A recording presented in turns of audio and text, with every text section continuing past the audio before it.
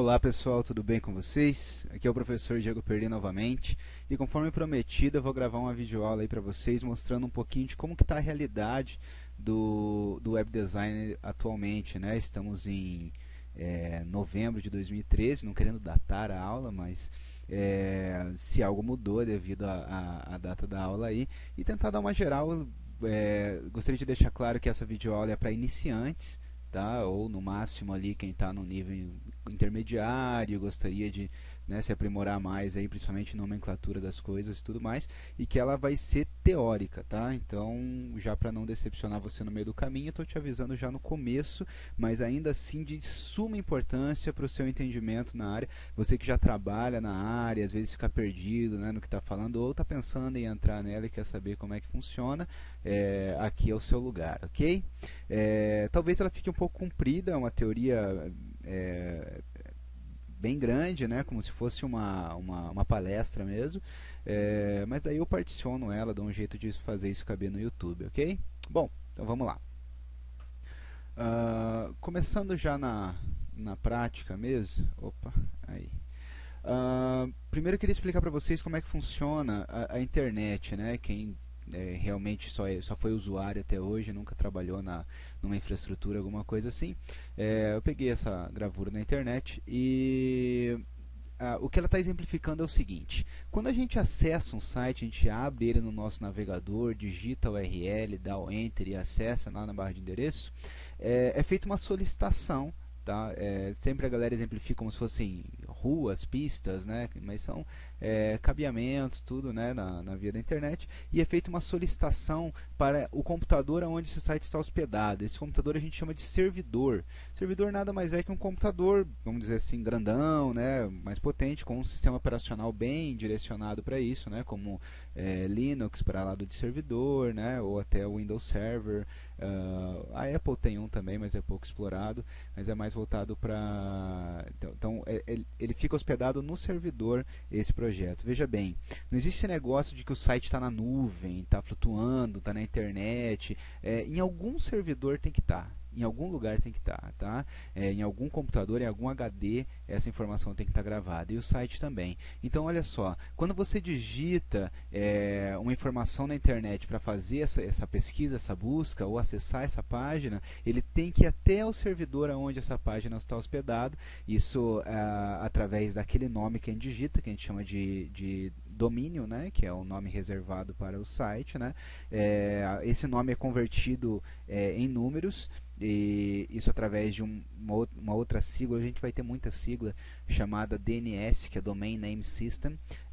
Então, esse sistema de nomes de domínios, ele administra que site é para acessar quando a pessoa digitar aquela palavra, né, aquele texto na URL. E localizando, né, que site é para acessar, em qual servidor está, ele vai até esse computador servidor, busca os arquivos que ele tem que trazer, né, para o site funcionar, e coloca arquivos no seu computador, tá? Isso é a principal coisa que a gente tem que entender aqui para a próxima parte que eu vou estar ensinando para vocês, é que quando a gente acessa um site, muitos arquivos vêm para o nosso computador.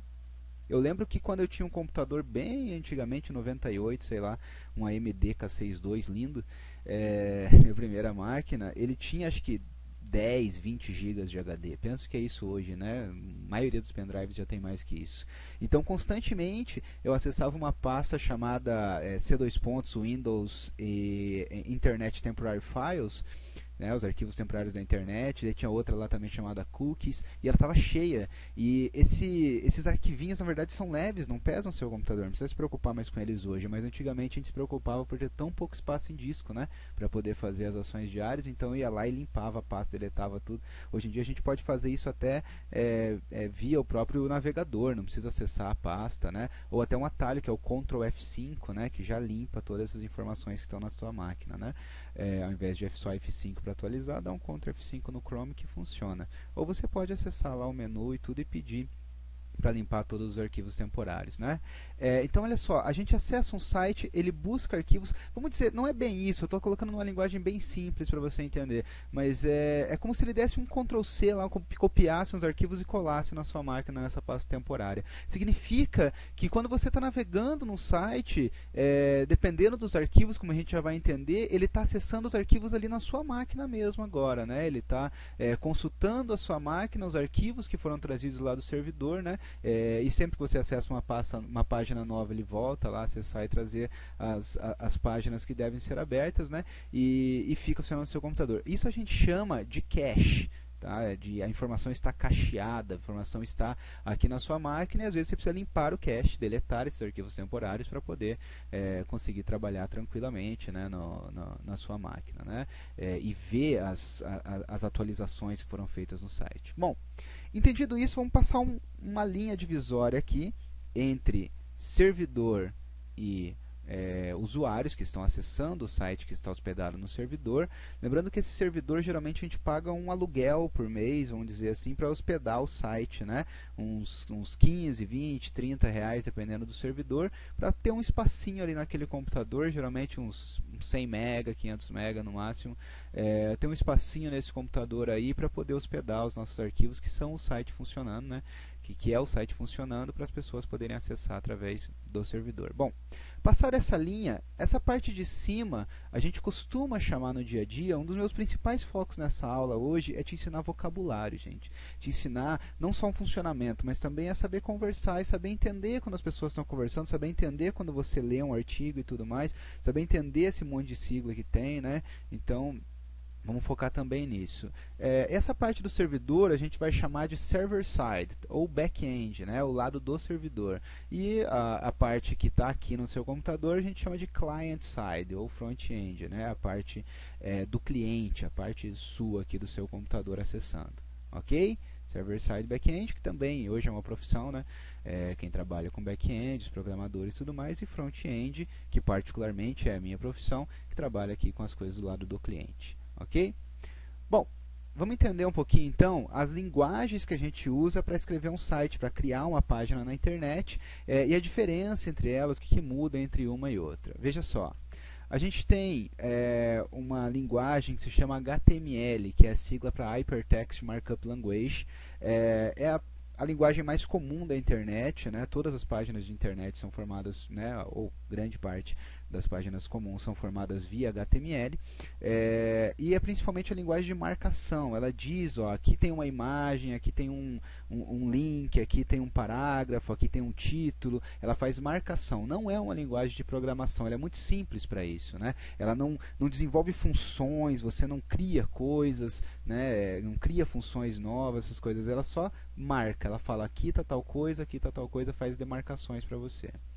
CSS, hoje em dia HTML e CSS são bem codependentes, você praticamente não faz nada em uma, tudo você depende da outra. É a sigla para Cascade Style Sheets, ou folhas de estilo em cascata.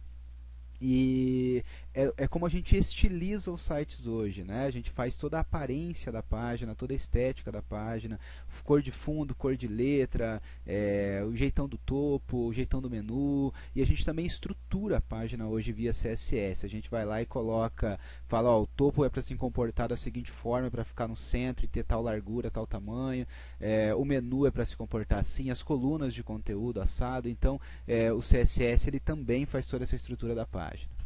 JavaScript, que é uma linguagem também bem importante na web hoje, que faz comportamentos na web, né? Ele vai lá e vai criar alguns efeitos. Aqui já é uma linguagem de programação, né? Já é um pouquinho mais avançado.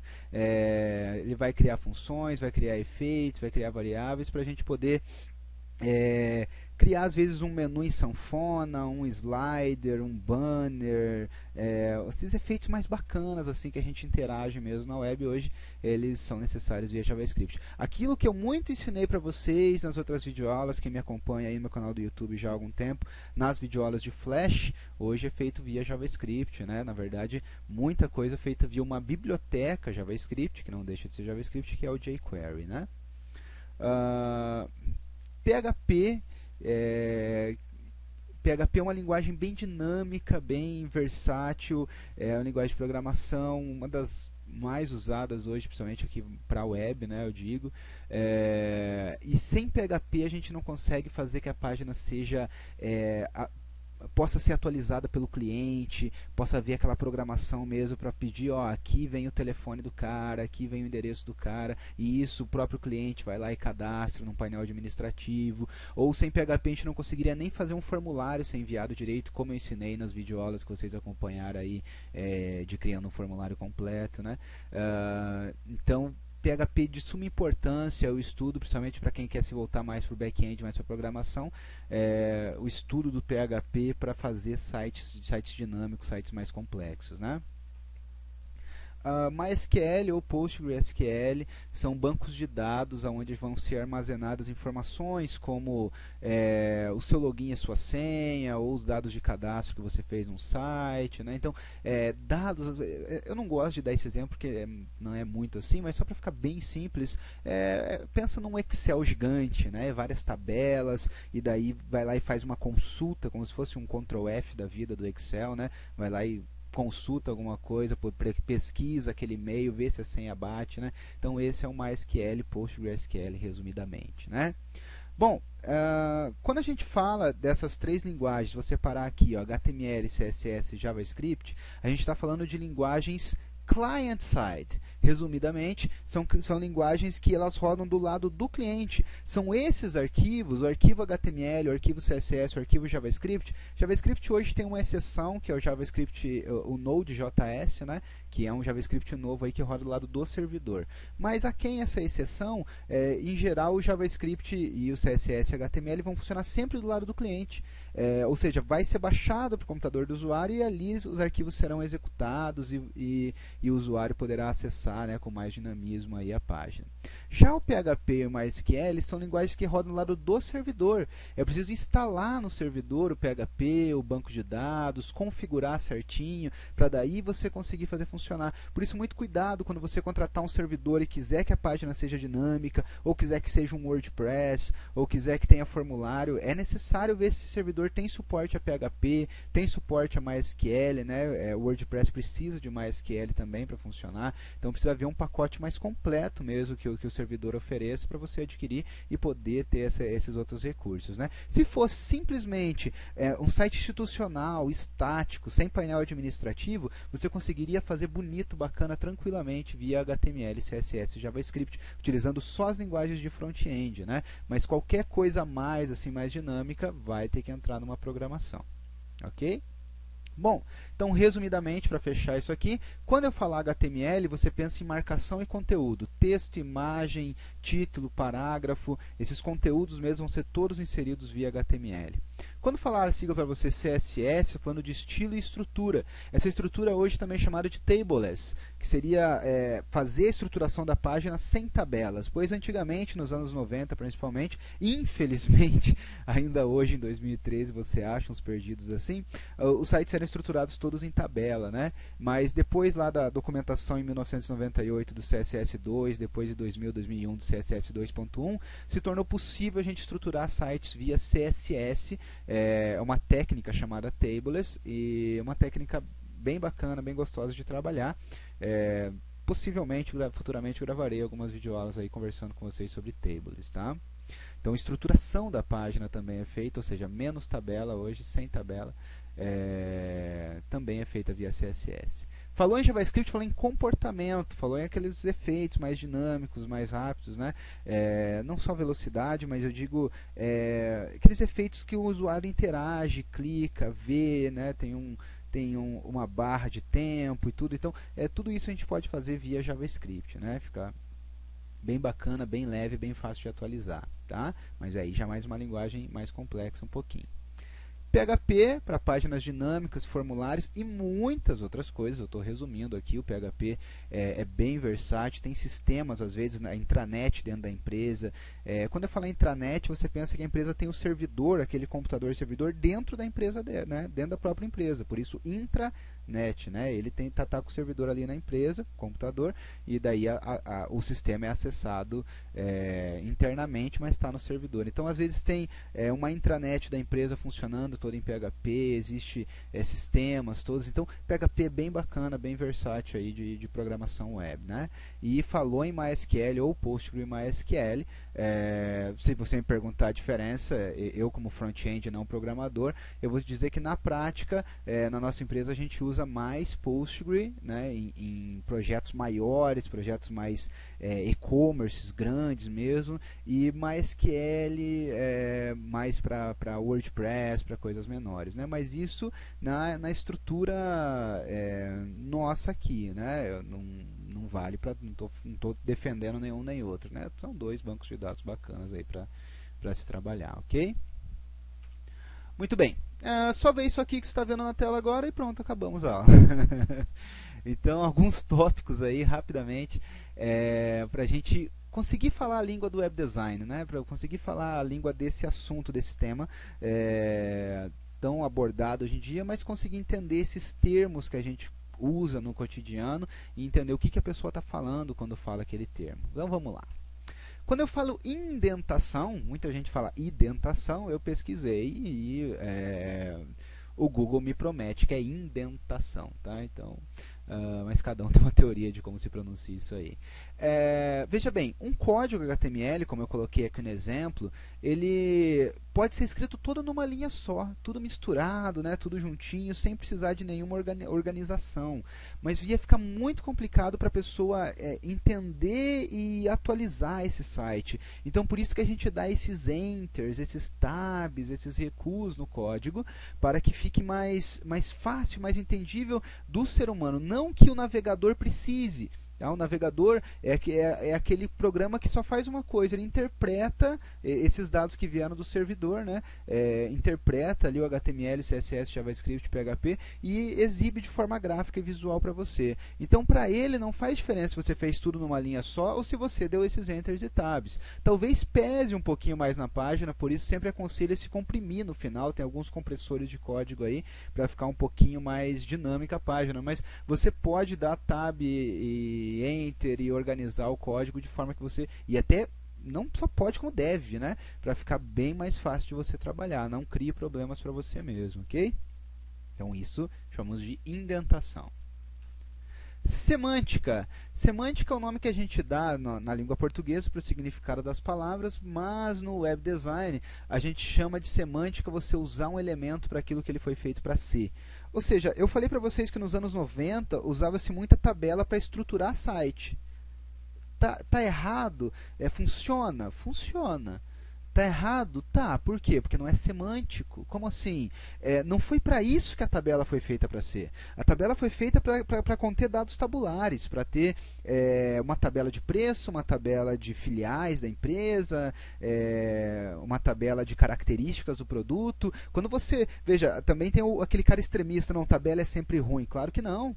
Se fosse ruim, a W3C, que é a empresa que regulamenta todos os comandos HTML, CSS, já não prestaria mais suporte para a tabela. A tabela é bom, a tabela tem que ser escrita e tem que ser escrita direito, tá? Mas tem que ser escrita quando você, analisando o código, notar que semanticamente aquele código tem cara de tabela, tem cara de Excel e merece ser feito dentro de tabela. Veja, muita gente hoje aprende web design de qualquer jeito e não presta atenção nesses detalhes, mas olha, o Google presta atenção nesses detalhes,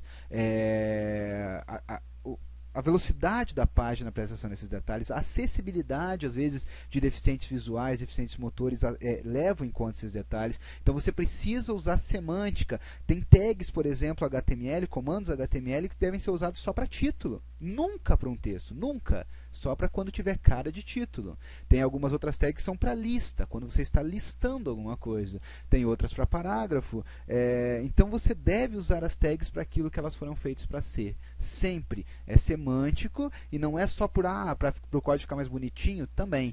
Mas também para que, ao analisar aquele código, os dispositivos de busca, os dispositivos de acessibilidade consigam compreendê-lo e oferecer a melhor experiência para o usuário sempre, né? Então, escrever o código sempre semanticamente é um foco muito importante que você deve ter.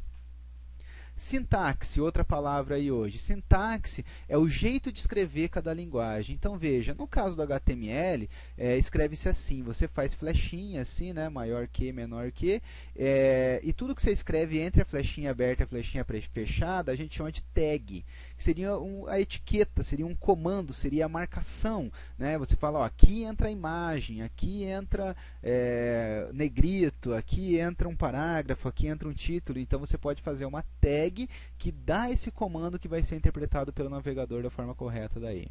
Aí você tem um elemento sofrendo o efeito que a tag está dando e você fecha a tag dizendo, ó, chega desse efeito, a partir daqui parou.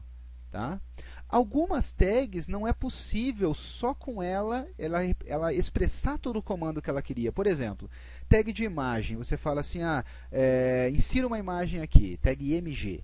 Mas não adianta só falar img, você precisa falar em qual pasta está essa imagem, qual que é o nome da imagem, qual que é a extensão do arquivo. Ela precisa trazer mais dados para o navegador interpretar corretamente. Então, daí a gente dá um espaço dentro da própria tag, e tudo que a gente coloca aqui, ó, depois que a gente dá um espaço dentro da tag, a gente chama de atributo de tag.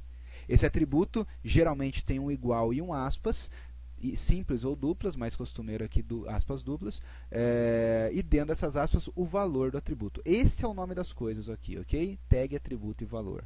Tá? Nem toda tag precisa de atributos. Se eu quero uma tag de negrito, eu falo lá strong, pronto, negrito, e depois do elemento fecha strong e acabou o negrito. Tá? Ou B, né, também não foi totalmente aposentado ainda. Algumas tags necessariamente, algumas tags opcionalmente, você vai lá e declara um atributo e um valor. Ok? Algumas tags não têm tag de fechamento, são chamadas tags de elemento vazio. Essa aqui é uma tag de elemento conteúdo, por ter conteúdo. Essa tag de elemento vazio é só falar, né? Por exemplo, a tag de inserir imagem mesmo, você fala img src, está aqui a imagem, e não tem isso aqui, porque não precisa falar a imagem é daqui até aqui, ou tem um elemento dentro da imagem sofrendo, não. É só insira a imagem, acabou. Tá? Tag de quebra de linha que é br, de régua horizontal que é hr, de campo de formulário que é input, então todas essas tags elas não têm fechamento.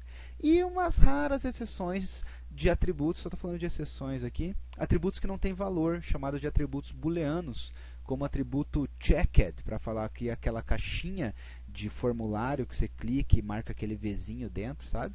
Falar que é para começar marcado, por exemplo, isso é um atributo booleano, não precisa dar valor, é só falo a tag input ali e checked. Pronto. Se você está meio perdido agora, calma, não entre em crise existencial, não chora, nem vai contar para sua mãe, porque eu só estou mostrando a sintaxe, o jeito que escreve, tá? Depois a gente vai conversar aí mais sobre HTML e CSS, não hoje, mas em uma sequência aí a gente pode conversar mais de alguns comandos, algumas tags e atributos aí HTML para fazer algumas coisas, ou se você já tem alguma experiência, você já está entendendo perfeitamente o que eu estou falando. CSS já tem uma outra sintaxe, né, onde você tem um seletor, onde você escolhe o que no código HTML você quer atingir, né, o que você quer estilizar, e uma propriedade de qual estilo você quer dar, né, tem um conjunto específico aí de propriedades para aplicar, e o valor dessa propriedade. Tá? Aqui tem dois pontos, ponto e vírgula, chave, esses detalhes são chamados de sintaxe. O JavaScript já tem outra sintaxe, o PHP outra sintaxe, e assim por diante. Cada linguagem vai ter o seu jeito, a sua sintaxe de escrever. Tá? Beleza. Acessibilidade. Acessibilidade é um assunto de suma importância. Eu gostaria de passar aqui 15, 20 minutos no mínimo falando sobre isso, mas não vou, calma, não entre em crise. Mas assim, estude mais a respeito, porque o Google leva muito em conta, e não só isso, os deficientes visuais e motores merecem a melhor experiência do usuário. Você tem a obrigação de, como desenvolvedor web, fazer uma boa web para os deficientes visuais e motores, né? Mas quando eu falo de acessibilidade, não estou falando só dos deficientes que precisam de um site acessível. Também estamos falando de todos os usuários, eu e você, qualquer usuário também precisa ser focado, também precisa da acessibilidade focada pelo desenvolvedor web. Por quê? Porque acessibilidade é tornar acessível em qualquer navegador aquele site, em qualquer dispositivo, tela, iPhone, Android, tablet, iPad, sei lá, qualquer idioma. E para os deficientes também, né? E isso é uma missão muito trabalhosa, né? Você precisa desempenhar todo um empenho em cima daquilo para conseguir fazer um site com toda essa acessibilidade. Por quê? Por exemplo, quando a gente fala de navegadores, em cada navegador vai ter um motor de renderização diferente. Então, cada navegador vai entender o código HTML, às vezes um pouquinho diferente, ou o código CSS. Por exemplo, quando eu peço lá no CSS, eu queria uma borda pontilhada, cada navegador entende de um jeito diferente, tá? Aqui estão os 5 principais navegadores hoje em dia, né? O IE da Microsoft, que todo mundo faz piadinha e tal, né? Porque ele realmente é ruim, né? Mas é um navegador que tem né, usabilidade aí de uns 15, 20% de usuários ainda hoje, então é preciso tornar acessível para o IE. O Opera, que tem uma quantidade de usuários bem irrisória, assim, né? 1%, às vezes nem isso. O Chrome, que é o navegador mais usado do mundo hoje, né? Tem mais de 50% no mundo, mais de 70% no Brasil, segundo a última pesquisa que eu vi. O Mozilla Firefox, que tem também, sempre está competindo com o IE ali pelo segundo lugar, né? 15, 20, 10% dos usuários, né? Também importante fazer funcionar para ele. E o Apple Safari, que na minha opinião funciona bem pra caramba no Mac, mas no Windows às vezes dá umas derrapadinhas ali, mas também é um bom navegador e também tem uma participação bem irrisória, assim, igual o Opera, né? 2, 3, um pouquinho mais que o Opera, 2, 3, 4%, mas não passa muito disso não. E tem que funcionar em todos, cada um interpretando de um jeito, e você tem que fazer às vezes algumas adaptações, algumas modificações no código, para que em todos eles o código funcione bonitinho, funcione bacana, tá? Muito bem, então todos os navegadores. Aqui eu coloquei algumas pesquisas, essas que eu citei, foi feita em janeiro, fevereiro deste ano, então está um pouco desatualizada aí, mas sempre que você quiser, você pode entrar nesse site, StatCounter, ou você mesmo pode entrar no site oficial. Uma coisinha mais acessível aí, só um minutinho. A gente tem aqui, ó, web browsers aqui na esquerda, e aqui ele fala pra gente sobre todos esses browsers que estão sendo usados, e você pode vir aqui em web statistics, e aqui ele te fala, ó, como é que está o uso dos navegadores hoje em dia, né? Eu falei mais pro IE e menos Firefox, na verdade o Firefox é um pouquinho melhor do que eu falei, né? O Chrome é aquilo ali mesmo, Safari Opera é aquilo ali mesmo, e você pode acompanhar também toda a evolução disso, né? Como que aconteceu e tudo mais. Bom, e aqui a mesma pesquisa no Brasil, não quero confundir você, ó, essa pesquisa de cima vai até 40%, essa de baixo até 60%. Então a gente tem aqui 60% pelo menos de usuários no Brasil usando Chrome e uma faixa menor usando Internet Explorer e Firefox. Ok? Layout, sempre que falar a palavra layout, estou falando da estrutura da página. Uma página é formada por 4 partes, topo, menu, conteúdo e rodapé.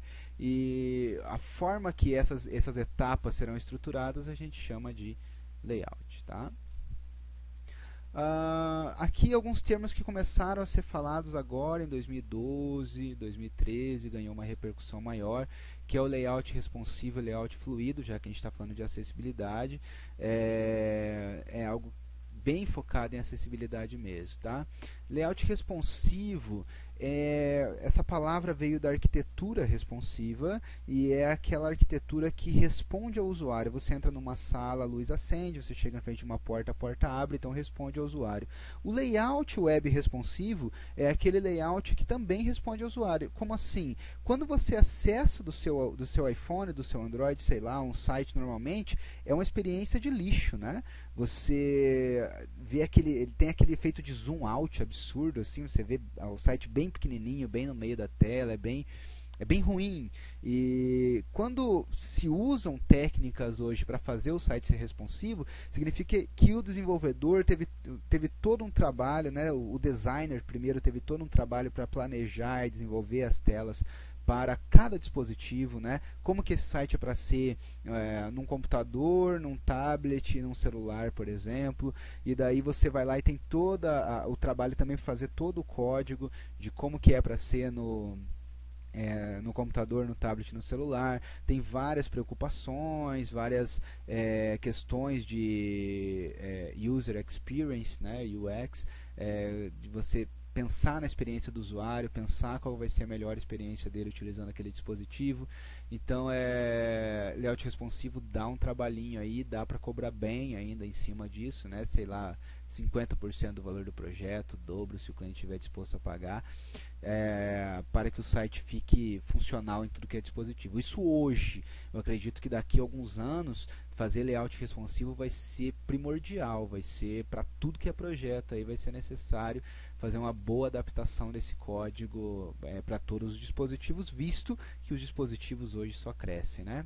E o layout fluido é uma coisa, vamos dizer assim, um pouco mais simples, é só a gente fazer o site focado em porcentagem, focado em uma fluidez ali de unidades de medida, que ele vai se adaptar um pouco ali à tela do usuário, mas veja, o responsivo, o site muda, o site foi planejado para se transformar, para ser praticamente não outro site, mas um site totalmente encaixado e adaptado em outro dispositivo.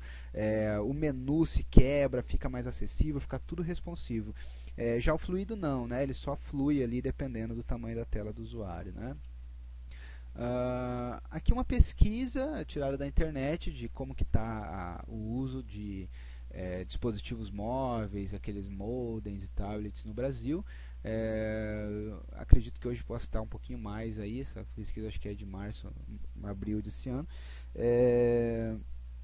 Então uma pesquisa aí mostrando que está crescendo bastante, a gente precisa fazer o nosso site funcionar bacana em tudo que é dispositivo, tá?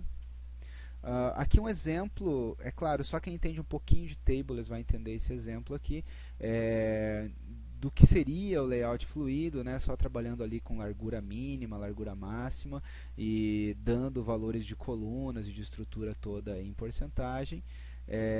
E a diferença do layout responsivo, que além de trabalhar com grid system, com colunas, com porcentagem, com unidades de medida, com mobile first, são várias técnicas, vários focos que temos que ter ao desenvolver layout responsivo. Então engloba essas técnicas que estão ali no fluido, mas também nós temos toda uma transformação do layout em outros dispositivos, né? Muito bem.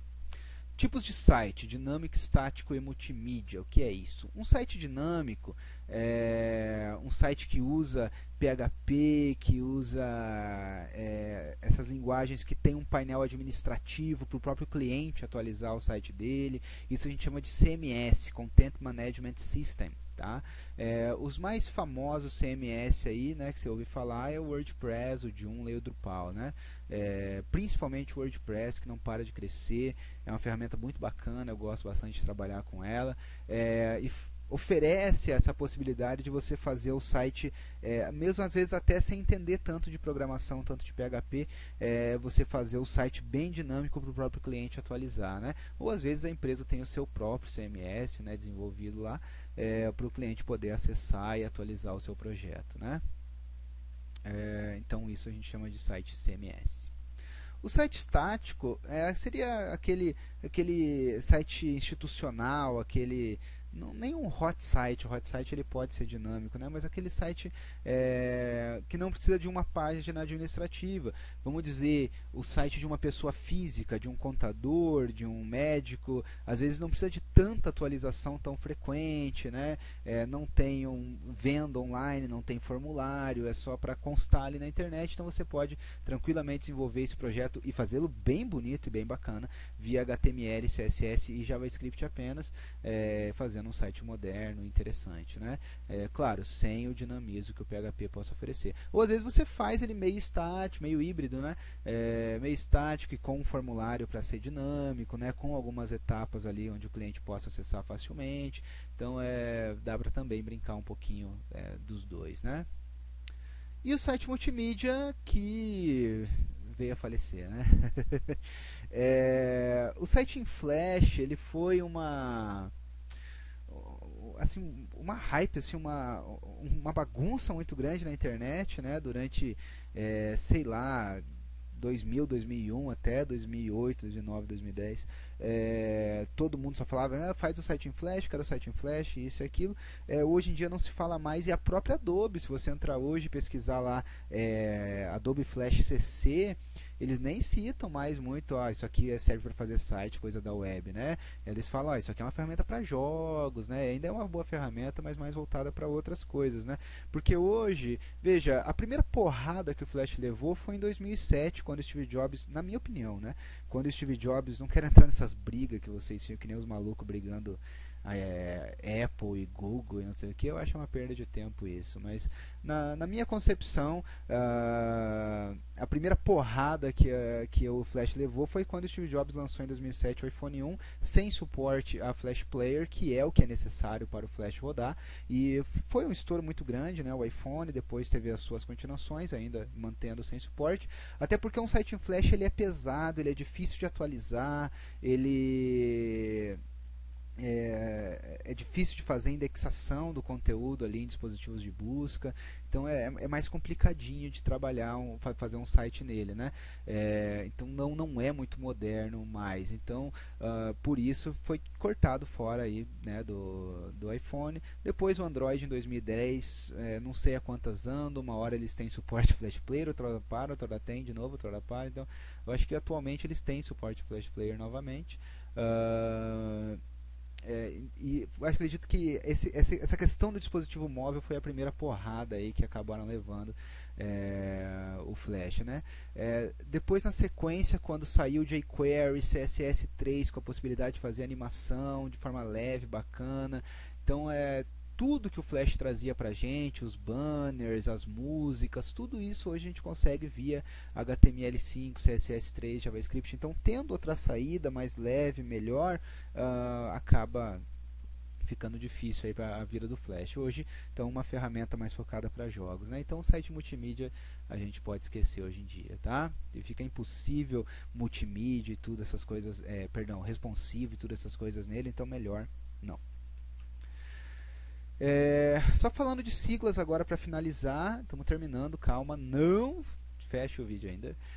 FTP é a sigla para File Transfer Protocol e é a forma que você coloca os arquivos no servidor ou traz o servidor e coloca os arquivos no seu computador para poder atualizar e mexer no site, né? Ele usa uma porta específica, que é a porta 21, para poder se comunicar com o servidor. Geralmente, a gente quando acessa um site, ele usa a porta 80, a porta HTTP, né? Simplesmente para acessar e trazer os arquivos ali, né, de acesso. Mas para colocar os arquivos no ar, né, colocar o site no ar, isso a gente chama de fazer o FTP, devido a essa porta que a gente usa para acessá-lo.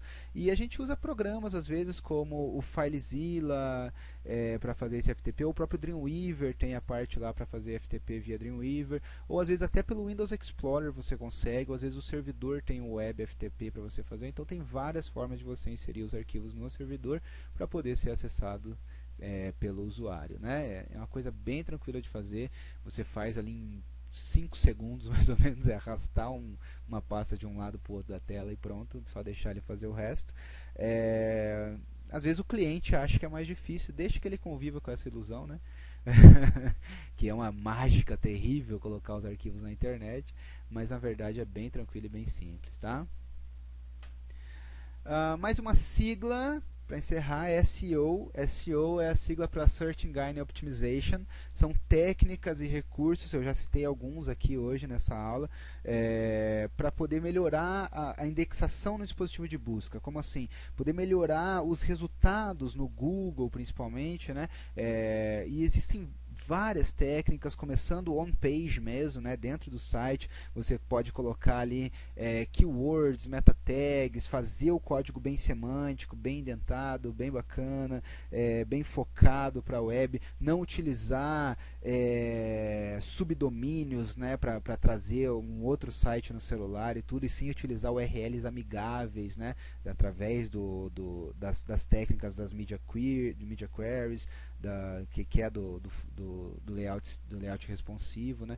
Então fazer as coisas bem bem certinhas, vamos dizer assim, né? Se você não está entendendo muitos termos, é fazer as coisas. Veja, o Google, todas essas empresas grandes, Yahoo, todos eles apoiam a W3C, estão lá junto com eles, querendo que a web seja uma web mais limpa, né? Mais bacana. Então eles não vão gostar, né? Vai diminuir o resultado da busca se você fizer um código mais sujo, não tão semântico assim, né? Então tem várias técnicas, como eu disse, tem livros técnicos gigantescos para você ler, né, sobre SEO, não vou nem entrar nisso. É até uma profissão hoje, né? Então é todo um trabalho de otimização da página que deve ser feito também. Aqui para terminar, então, algumas referências para você continuar o seu estudo. O site da W3 Schools, que você viu aí, ele é bem bom para você aprender, tem passo a passo lá como acessar HTML5, CSS3, como aprender tal recurso do jQuery, JavaScript, então é bem bacana de aprender através dele. O site do Maljor, o Maurício Sami Silva, hoje é a maior referência que nós temos na área. Eu particularmente, tudo isso que estou falando para vocês hoje, eu aprendi lendo os livros técnicos do Maljor. Eu tenho aqui o JavaScript Guia do Programador na minha frente, o jQuery, a biblioteca do programador JavaScript, está aqui na minha estante também, o HTML5 e o CSS3 está aqui também. Então, livros técnicos é onde você pode encontrar a informação mais palpável possível. É claro, a informação está ali estática, né, no livro, mas você pode ter aquela informação de uma forma bem bacana por, sei lá, 2, 3 anos e utilizar e ganhar muito mais dinheiro do que custa um livro. O livro técnico hoje é mais carinho, custa, sei lá, 90, 100 reais, mas todo o conhecimento que vem dali, você ganha muito mais dinheiro com aquilo futuramente, né? Então vale a pena mesmo. Eu recomendo os livros do Maljor e da Smash Magazine também, que eu li o do WordPress da Smash Magazine, que é muito bom. O site do Diego Eis, que é outra referência aí na área, o tables.com.br. Não coloquei aqui, tem o site do Zeno Rocha também, tem o Browser Diet. Curta o Zeno Rocha no Facebook, siga essas pessoas no Twitter, Maljor, Diego Eis, Zeno Rocha, que você vai ter as informações na hora certa. Curta a W3C, use essas redes sociais de forma que venha te ajudar, né? MX Masters, como todos sabem, é um site do Felipe Cardoso que eu apoio há muito tempo e me ensinou muito, e por isso eu sempre retribuo com uma carinhosa videoaula a eles. E os livros do Maljor, como eu já citei, estão todos aí, né? Não é patrocinado, mas está aí a dica. Para quem quiser comprar, eu apoio aí, tá? Ainda não li todos, mas lerei. Ok, gente? Bom, por hoje é isso, espero que vocês tenham gostado e ficado satisfeitos com essa aula. Qualquer dúvida me perguntem, tragam a mim e sugiram novas videoaulas. Eu estou a fim de gravar sempre. Sugiram novos assuntos, novas coisas que vocês querem saber aí dentro disso tudo que a gente conversou, né? De tables, de responsivo, de W3C, de CSS3, de fazer o FTP, sei lá, né? Sugiram coisas aí que eu com o maior prazer os ensinarei, ok? Então por hoje é só, aquele abraço e até a próxima. Tchau, tchau!